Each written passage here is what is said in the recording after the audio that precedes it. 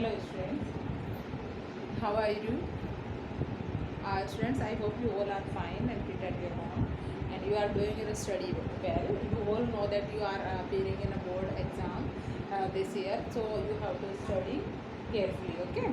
Dear students, it's very necessary to watch the video because most of the things we are going to explain through the video are not provided you to in written.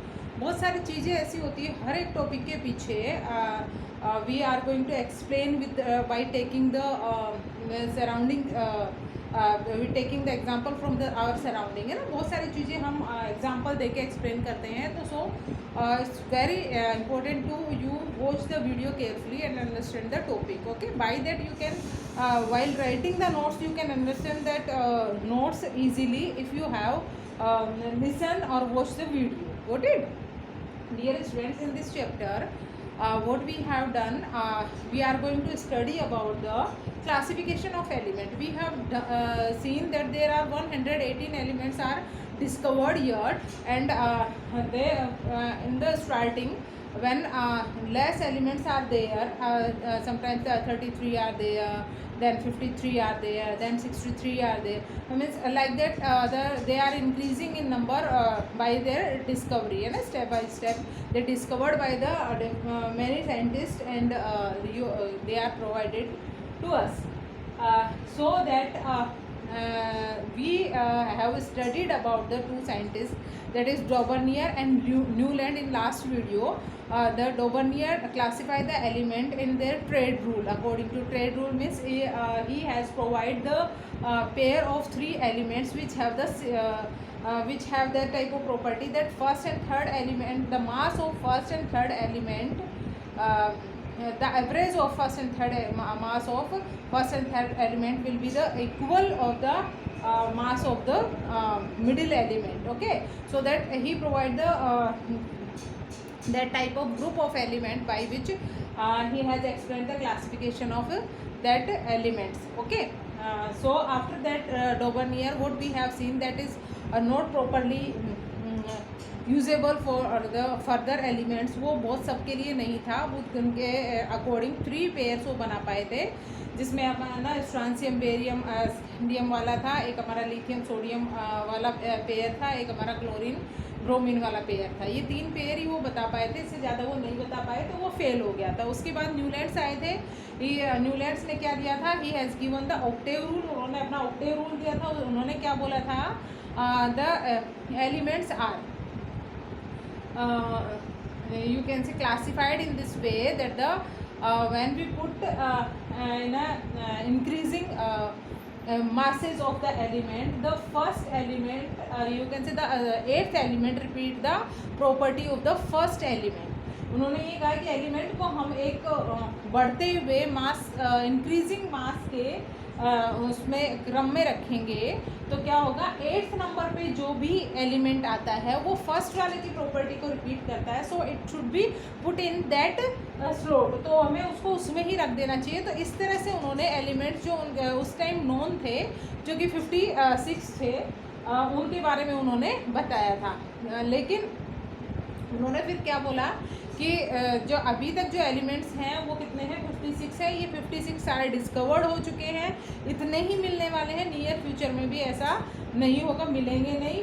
तो उन्होंने इस तरह के अपने points रखे जो कि आगे चल के वो उनकी कमियां रह गई थी. फिर उन्होंने जब एलिमेंट्स को जब वो रखना चाह रहे थे तो उन्होंने जो सिमिलर प्रॉपर्टी वाले थे वो एक डिफरेंट स्लॉट में रखे गए.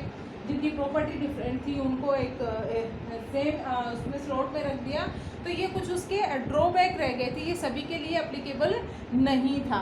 तो ये जैसे कोबाल्ट और निकल का इसमें एग्जांपल दिया गया है. कोबाल्ट और nickel are put in the same slot and these are placed with the fluorine, chlorine and bromine which have the very different property than these elements. जिनकी प्रॉपर्टी बिल्कुल ही, कोबाल्ट और निकल क्या है, मेटल है जो आज हम पढ़ते हैं. क्लोरीन, ब्रोमीन, आयोडीन क्या है, ये नॉन मेटल है. तो इनकी प्रॉपर्टी बिल्कुल डिफरेंट थी. उन्होंने इस तरह से जब अरेंज करते गए तो ऐसे रखे गए उनके अकॉर्डिंग जितने एलिमेंट्स मिले थे. तो ये क्या हो गया, फेल हो गया. ये उनकी कमी रह गई थी, ड्रॉबैक्स रह गए थे.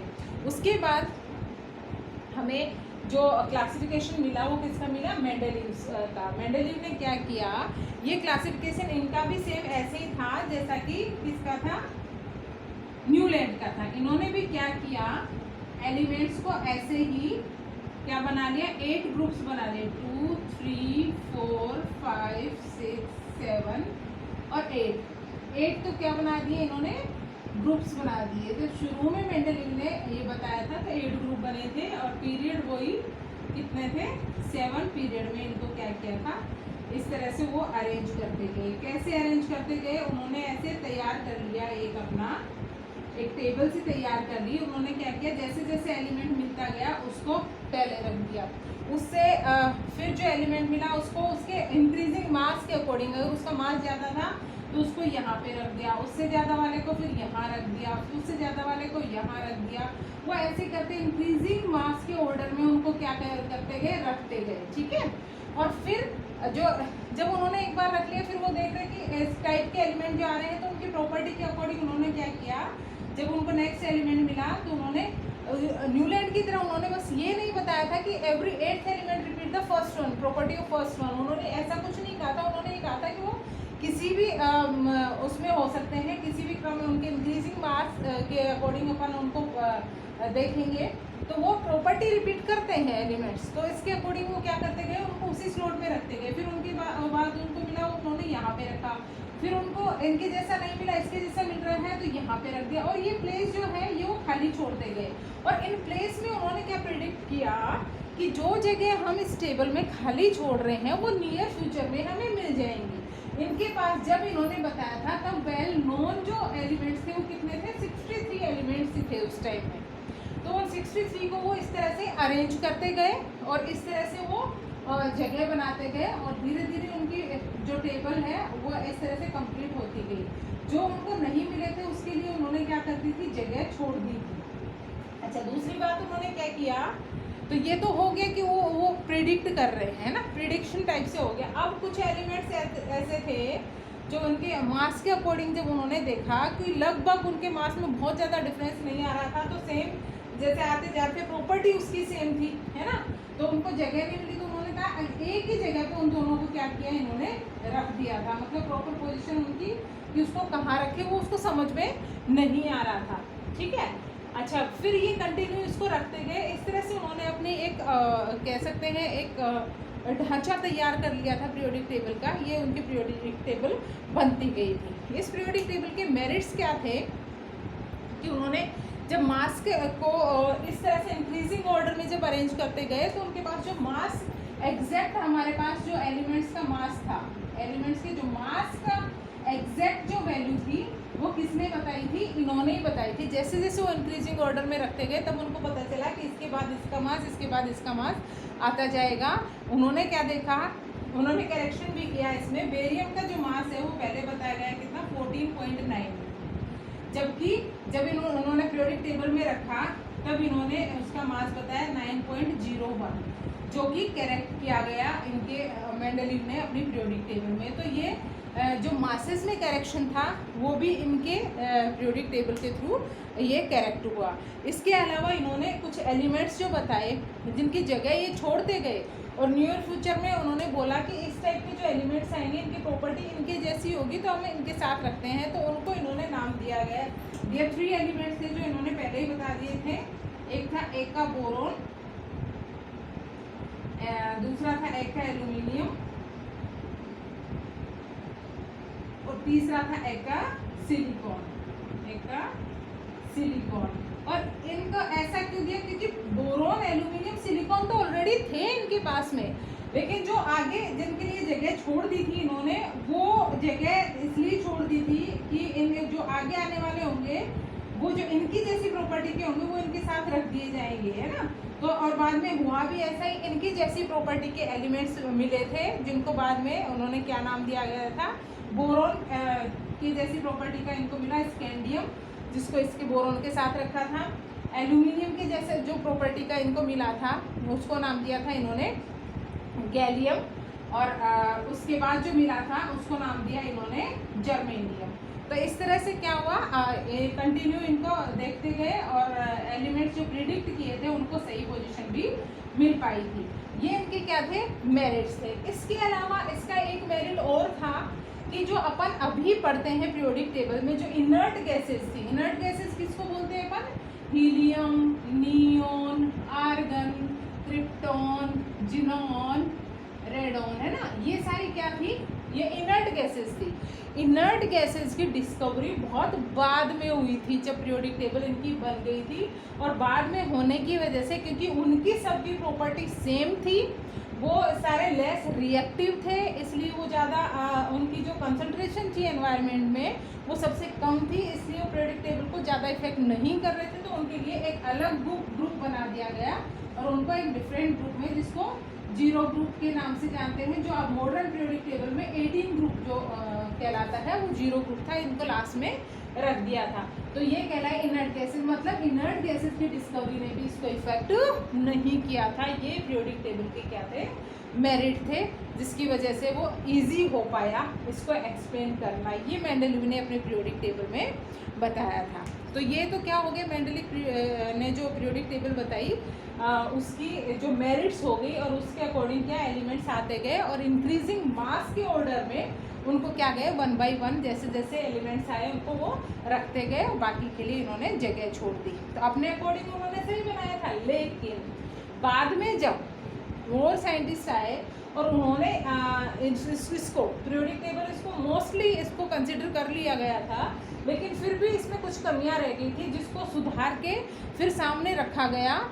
हेनरी मोजले जो साइंटिस्ट थे, उन्होंने इसी पीरियोडिक टेबल में सुधार किया कि ये इनका जो तरीका है इस तरह से अरेंज करने का वो तो ठीक है, लेकिन इस तरह से हम अगर अरेंज करते जाएंगे तो इसमें कुछ कमियां आई। कौन कौन सी कमियां आई थी वो एज ए लिमिटेशन हम इसमें स्टडी करते हैं, जिनको बाद में सुधार के मॉडर्न पीरियोडिक टेबल हमारे सामने रखी गई, जो इस चैप्टर का मेन पार्ट है, जिसको हम पीरियोडिक टेबल के साथ ही रीड करेंगे नेक्स्ट वीडियो में।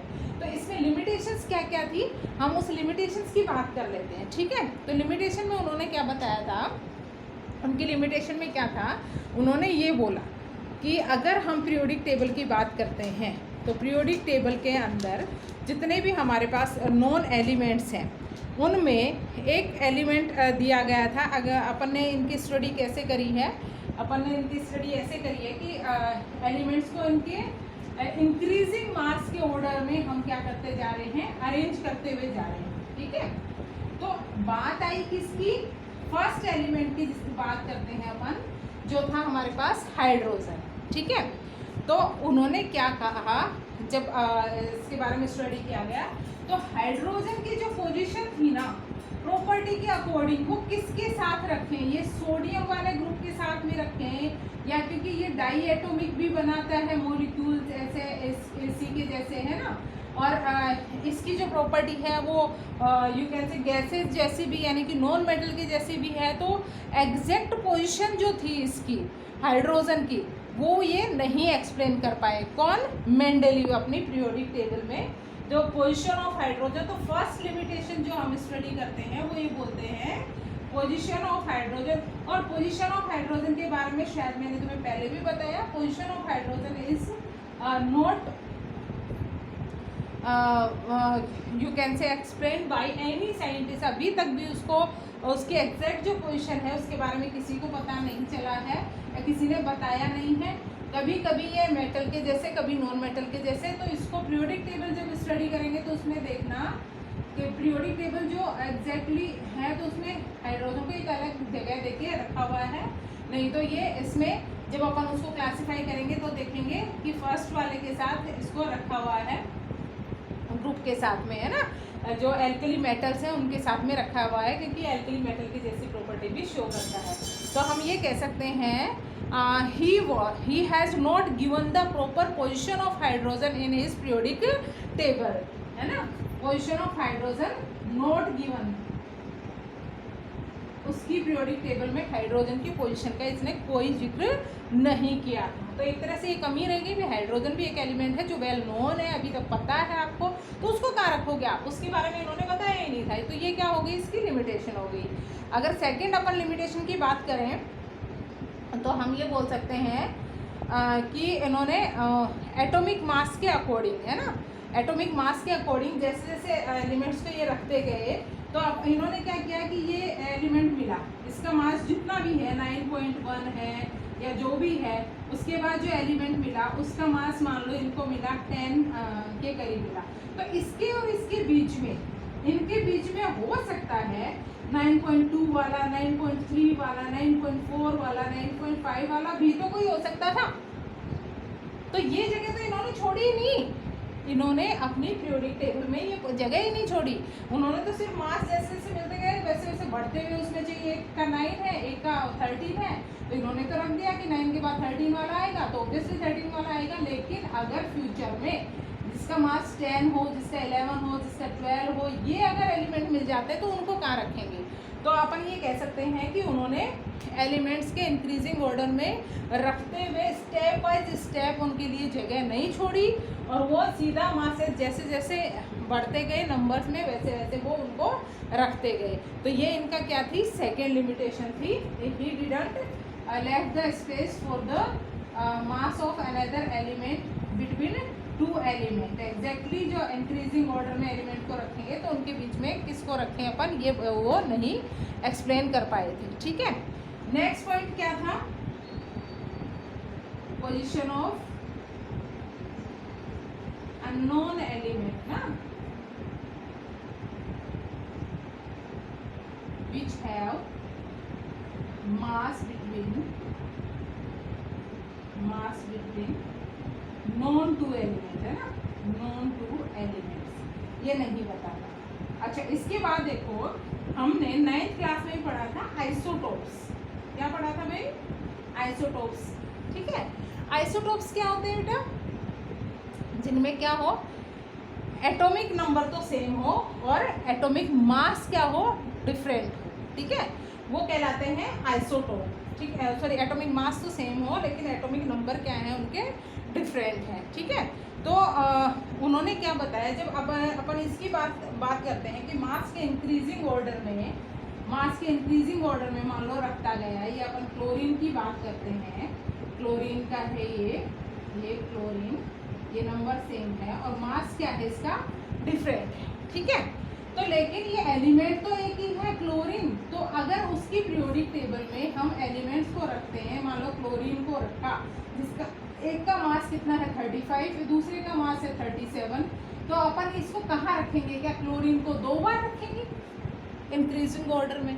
तो ये चीज़ मतलब आइसोटोप्स की पोजीशन को भी वो नहीं एक्सप्लेन कर पाए थे कि इनको कहाँ रखेंगे, तो ये पोजीशन उनकी क्लियर हो ही नहीं पाई। तो ये 3 पॉइंट्स थे जो क्या थी, मेंडेलीव की पीरियोडिक टेबल की लिमिटेशन की फॉर्म में हम स्टडी करते हैं। He was not able to given the place to the isotopes of elements. बहुत सारे एलिमेंट्स हैं, उनके बहुत सारे आइसोटोप्स हैं, तो उन आइसोटोप्स की पोजीशन उनकी पीरियोडिक टेबल में क्या होगी, इस चीज़ का उन्होंने कहीं जिक्र नहीं किया, ना कोई ऐसा प्लेस बताया उन्होंने।